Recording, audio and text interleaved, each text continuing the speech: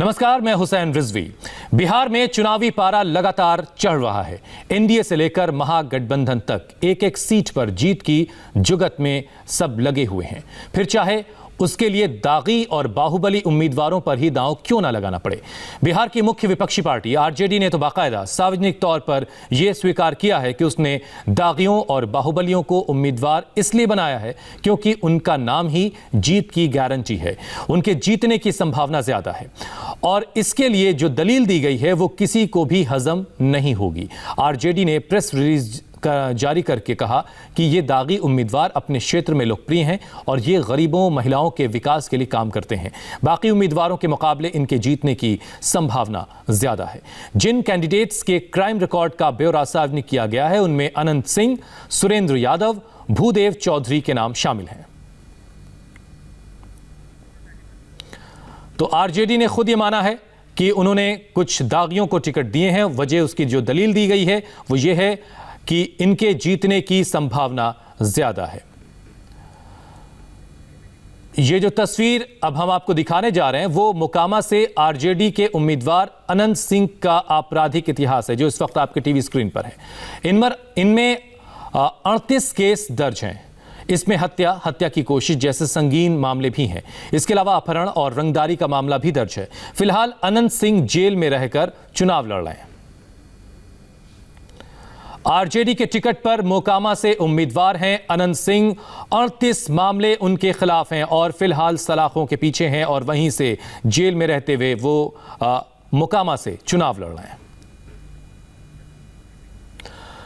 चुनाव आयोग ने सभी पार्टियों को निर्देश दिया है कि वो अपने सभी उम्मीदवारों के नाम सार्वजनिक रूप से जारी करें जिनके खिलाफ आपराधिक मामले हैं। इसी के बाद आरजेडी ने 20 उम्मीदवारों के क्राइम रिकॉर्ड सार्वजनिक तौर पर जारी कर दिए हैं।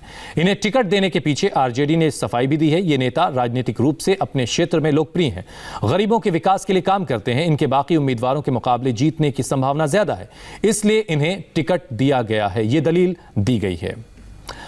आरजेडी इस बार 144 सीटों पर चुनाव लड़ रही है और उनमें से 38 दागी उम्मीदवार हैं।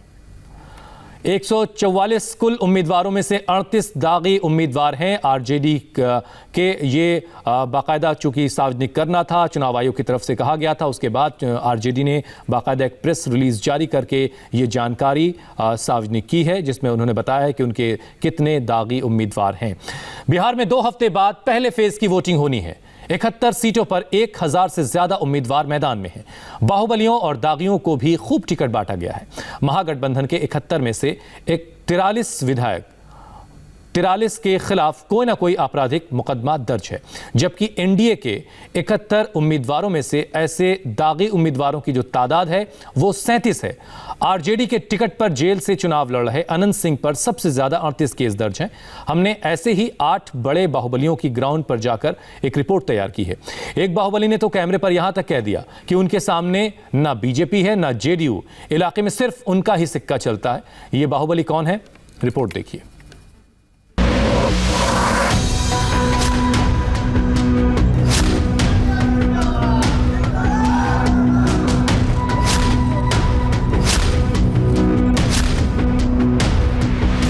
अनंत सिंह, मुन्ना शुक्ला, सुनील पांडे, कौशल यादव, हुलास पांडे, प्रहलाद यादव, सुरेंद्र प्रसाद यादव, अमरेंद्र पांडे, ये वो बाहुबली हैं जो बिहार के चुनावी दंगल में उतरे हुए हैं।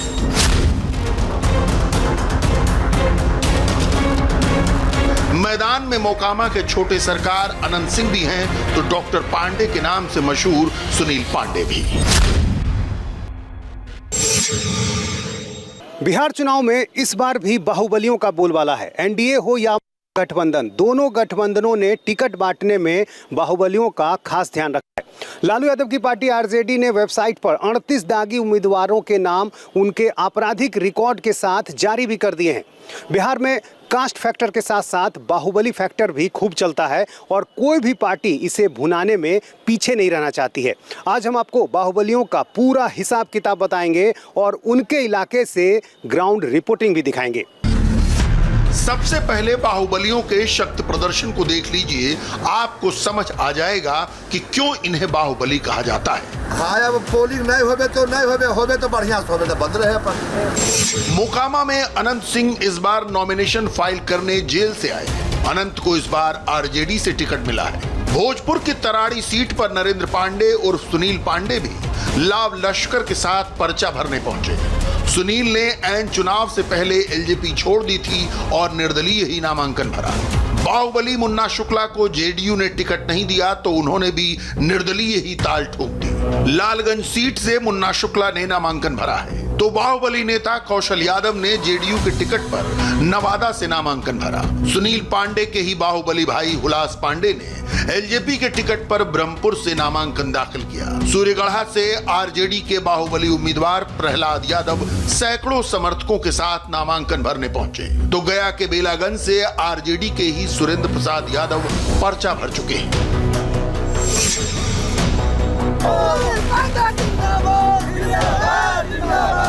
अब आपको तराड़ी से चुनाव मैदान में उतरे बाहुबली सुनील पांडे के इलाके में लिए चलते हैं। संवाददाता अमित पालित ने भोजपुर के पीरो इलाके में सुनील पांडे का कैंपेन देखा।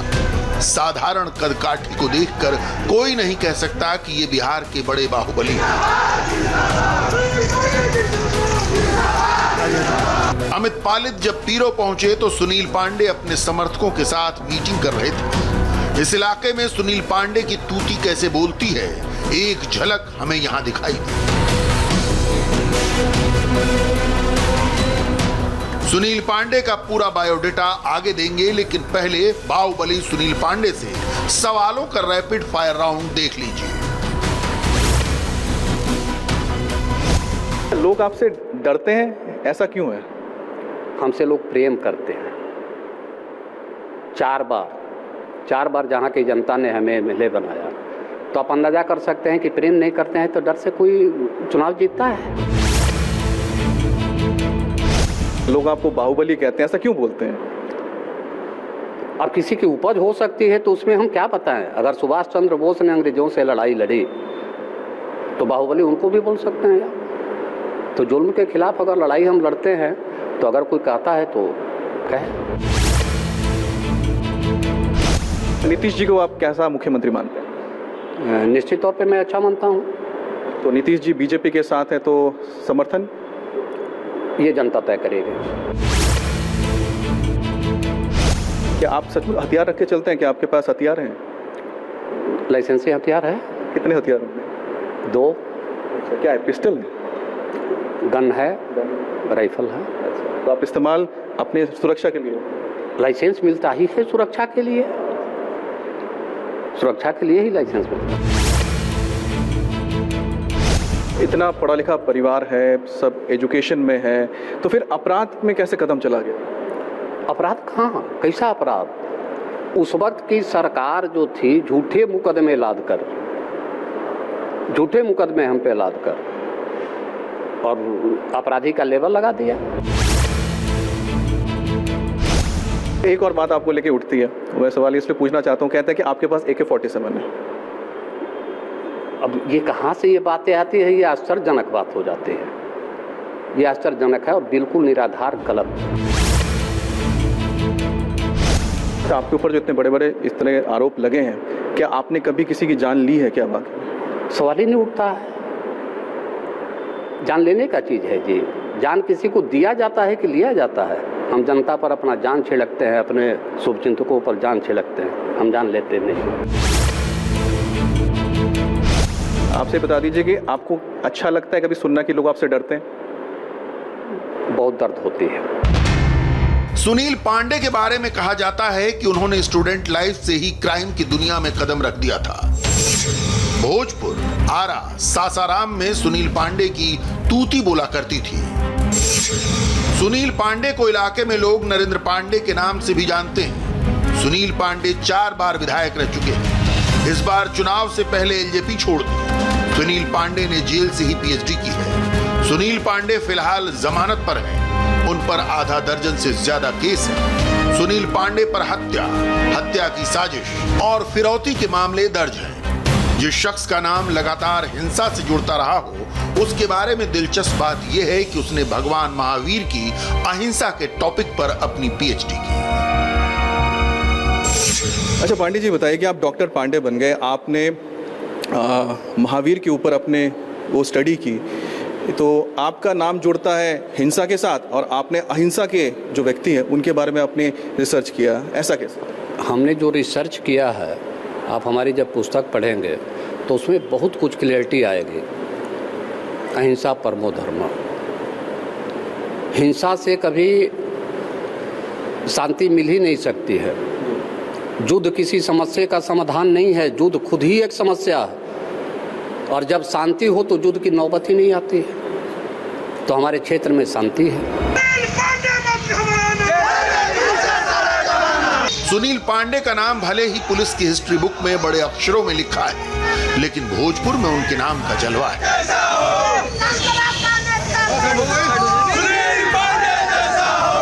सुनील पांडे पर संगीन आरोपों की फहरिस्त काफी लंबी है, हालांकि वो अपने ऊपर लगे आरोपों को बेबुनियाद बताते हैं। सुनील पांडे पर यूपी के बाहुबली मुख्तार अंसारी की हत्या की सुपारी देने का आरोप तक लग चुका है। 2015 में आरा सिविल कोर्ट में ब्लास्ट का आरोप लगा। रणवीर सेना के ब्रह्मेश्वर मुखिया की हत्या में भी नाम आया। पटना के मशहूर सर्जन डॉक्टर रमेश चंद्रा के अपहरण का आरोप लगा। हालांकि इसमें हाई कोर्ट से बरी हो चुके हैं। सुनील पांडे पर AK-47 राइफल रखने का आरोप भी लग चुका है। सुनील पांडे का पूरा परिवार पढ़ा लिखा है। पिता भी इंजीनियर थे, पत्नी भी PhD की हुई है। साल 2000 में सुनील पांडे ने राजनीति में एंट्री की थी और समता पार्टी से चुनाव जीता था। तब नीतीश 7 दिन के लिए मुख्यमंत्री बने थे और इसमें सुनील पांडे का भी रोल था। सुनील पांडे ने अपने दूसरे बाहुबली विधायक साथियों को नीतीश के समर्थन के लिए मनाया था, लेकिन अब हवा पलट चुकी है। कभी नीतीश के करीबी रहे सुनील पांडे अब NDA के खिलाफ ही मैदान में हैं।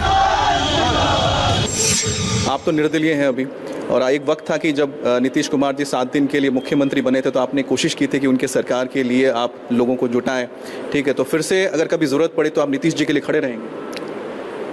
अब ये वक्त आने दीजिए, वक्त आने दीजिए, देखेंगे। संवाददाता अमित पालित ने तराड़ी सीट के वोटरों का मूड भी जाना, पता किया कि इलाके में सुनील पांडे की कितनी धाक है। आप खुद लोगों की जबान से सुन लीजिए। जीतेंगे आपको, ये तो जनता के हाथ में, जिताना नहीं जिताना जनता के हाथ में है। निर्दलीय सुनील पांडे पूर्ण मोहम्मद से यहाँ जीत रहे हैं। सुनील पांडे विकास पुरुष हैं और भारी मतों से भारी मतों से जीत रहे हैं। उनके लिए हम लोग जान देने के लिए तैयार हैं। वोट क्या चीज कहा जाता है? नहीं, अब की बार का चुनाव को ज्यादा ही ये हो गया है, क्या बोलते हैं, निर्दलीय वोट बैंक है जो बढ़ा है, घटा नहीं है, बढ़ा है, घटा नहीं है, बढ़ा है। हर समाज से उनका वोट जुड़ रहा है। सुनील पांडे जिस दौर में बाहुबली बने, उसी दौर के एक और बड़े बाहुबली नेता अनंत सिंह भी चुनावी मैदान में हैं।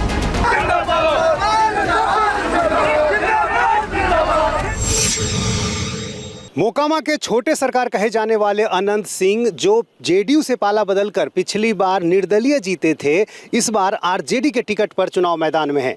अनंत सिंह अभी जेल में हैं और वहीं से पर्चा भरने पहुंचे थे। अनंत सिंह के संगीन अपराधों की लिस्ट जितनी लंबी है, उतनी ही पक्की उनकी मोकामा से विधायकी है। 2005 से वे लगातार विधायक हैं। अनंत सिंह के बारे में ये कहा जाता है कि अपने क्षेत्र मोकामा में उन्होंने जो कह दिया वही नारा बन जाता है। जैसन सोचले रहतिया नंद भैया मोर बड़े, अनेता के जोर बड़े हो। अनंत सिंह जब जेडीयू के साथ थे तो वो लालू प्रसाद यादव को जेल भेजने की बात किया करते थे, लेकिन इस बार वो लालू की पार्टी से ही लड़ रहे हैं। अनंत ने एहतियातन अपनी पत्नी नीलम देवी का भी नॉमिनेशन फाइल करवा दिया है। आज तक हम रहे वही सरकार बना, मुख्यमंत्री नीतीश कुमार, अनंत सिंह यही दांव 2019 के लोकसभा चुनाव में भी आजमा चुके हैं। आपराधिक केस की वजह से तब वो खुद चुनाव नहीं लड़ पाए तो पत्नी नीलम देवी को खड़ा कर दिया। तब अनंत सिंह की पत्नी को कांग्रेस के कोटे से टिकट मिला था। अनंत सिंह और लालू यादव की सियासी रंजिश 20 साल पुरानी है। उस दौर में अनंत सिंह नीतीश कुमार के करीबी रहे और नीतीश कुमार ने ही उन्हें पहला चुनावी टिकट दिया।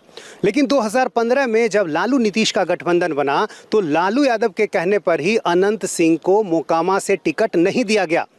लेकिन तेजस्वी यादव के राज में बदलाव की बात करने वाली उसी आरजेडी ने अनंत सिंह के आपराधिक इतिहास को दरकिनार कर उन्हें अपना चुनावी प्रतिनिधि बना लिया।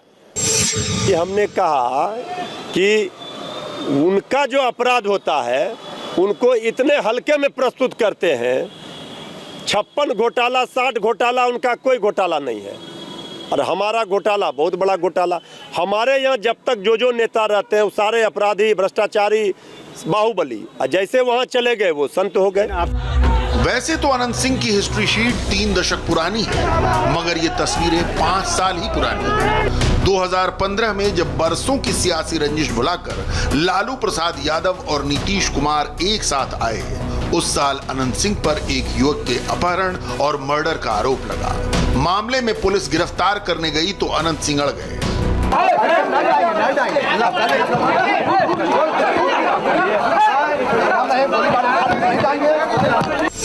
अनंत सिंह फिलहाल जेल में है। अनंत सिंह पर 20 आपराधिक मुकदमे चल रहे हैं। उन पर हत्या की कोशिश, अपहरण और रंगदारी के मामले हैं। मोकामा में अनंत सिंह की लगातार जीत के पीछे 2 बड़े फैक्टर हैं। जिस जाति से वो आते हैं उसका पूरे बाढ़ मोकामा क्षेत्र में बोलबाला है। दूसरा फैक्टर है अनंत सिंह की गढ़ी रॉबिन हुड वाली छवि।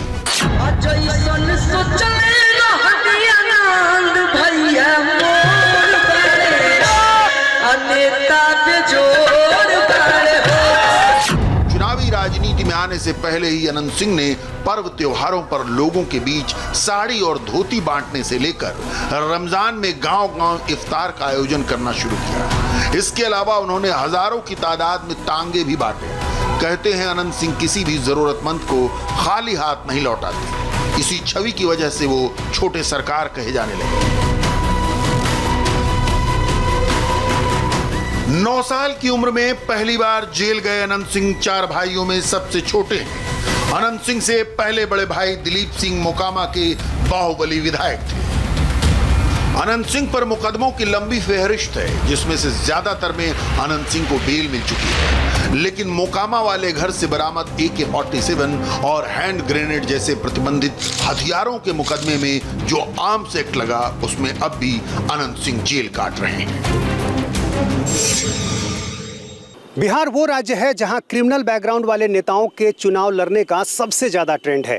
अगर इस मौजूदा विधानसभा की बात करें तो 58% यानी आधे से भी अधिक ऐसे विधायक थे जिन पर कोई न कोई आपराधिक मुकदमा दर्ज था। इसको लेकर तमाम सवाल भी उठते रहे हैं, लेकिन आपराधिक पृष्ठभूमि वाले नेताओं को चुनावी टिकट देने का ट्रेंड कम नहीं हुआ।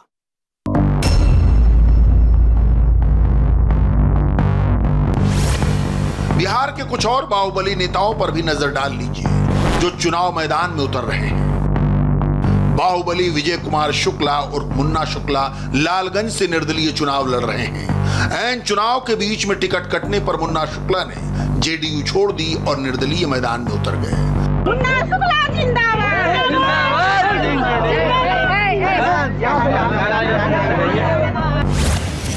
मुन्ना शुक्ला पर गोपालगंज के डीएम की हत्या का आरोप लगा। मुजफ्फरपुर के बाहुबली ब्रिजबिहारी की हत्या का आरोप लगा। आरोप है कि जेल में रहकर रंगदारी का रैकेट चलाया। जेल में बार बालाओं का डांस कराने का इल्जाम है। कभी नीतीश के खास रहे मुन्ना शुक्ला अब एनडीए को ही सबसे बड़ा दुश्मन मान रहे हैं। पार्टी के साथ तो हम 7 दिन के जिस समय मुख्यमंत्री जी सरकार बनाए थे उस समय से, अब नहीं मिला तो हम इसको तो धोखा ही समझेंगे। हमारे लालगंज के आम को भावना को ठेस पहुंचा है, मैं तो यही कहूँगा। खबरें चली कि आपने पार्टी से इस्तीफा दे दिया। नहीं, मैं तो इंडिपेंडेंट हूँ। वो टिकट नहीं मिला है इसलिए मैं निर्दलीय चुनाव लड़ा। शाहबाद इलाके के बाहुबली नेता हुलास पांडे MLC रह चुके हैं। AK-47 रखने के मामले में उनके ठिकानों पर NIA के छापे भी पड़ चुके हैं। ब्रह्मपुर विधानसभा सीट से वे चुनाव लड़ रहे हैं और पूर्व विधायक और बाहुबली नेता सुनील पांडे के वे भाई हैं।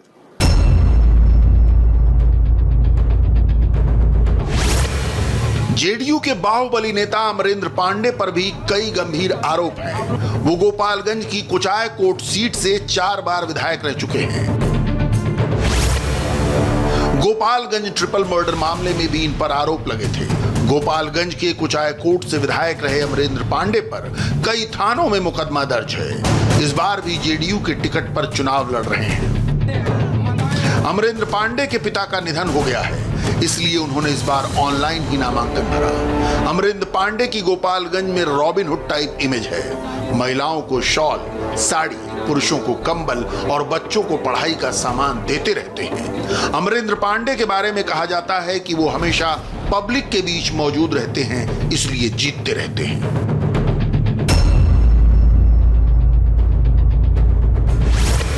एक और बाहुबली नेता हैं सुरेंद्र प्रसाद यादव। 7 बार के विधायक सुरेंद्र यादव ने निराले अंदाज में नामांकन दाखिल किया। घर से ऑटो में सवार होकर सुरेंद्र पर्चा भरने पहुंचे। सुरेंद्र यादव के पीछे समर्थकों की भारी भीड़ थी। सुरेंद्र यादव ने गया की बेलागंज विधानसभा से नामांकन दाखिल किया है। जिस विधानसभा क्षेत्र से हम चुनाव लड़ रहे हैं वहाँ 30 साल हमारा कैरियर रहा है और हम उम्मीदवार के रूप में हम 30 साल सेवा किए हैं जनता के बीच में। तो लोग हमको जानते हैं बेला में। बेला में कोई झमेला नहीं है। बेला में वहाँ के जो मालिक लोग हैं अपने आप में अलबेला हैं और वहाँ कोई प्रॉब्लम नहीं रह गया है। और हम समझते हैं कि विधानसभा में कुछ तो स्वर्ग के स्टेडियम नहीं लगा है, पर अपने जानते हमारा जितना चल सकता था, बन सकता था, उस क्षेत्र को हमने सजाया है, बनाया है और किया भी है। सुरेंद्र यादव पर 3 दर्जन से ज्यादा आपराधिक मुकदमे दर्ज हैं। उन पर हत्या के प्रयास, आपराधिक साजिश से लेकर दंगे तक के आरोप हैं। 1998 में सुरेंद्र यादव जहानाबाद लोकसभा सीट से 13 महीने तक सांसद रहे। संसद में सुरेंद्र यादव ने महिला आरक्षण बिल की कॉपी फाड़ दी थी। यहां वक्त एक ब्रेक का है। ब्रेक के बाद आपको बताएंगे कि तानाशाह किम जोंग को किससे डर लगता है।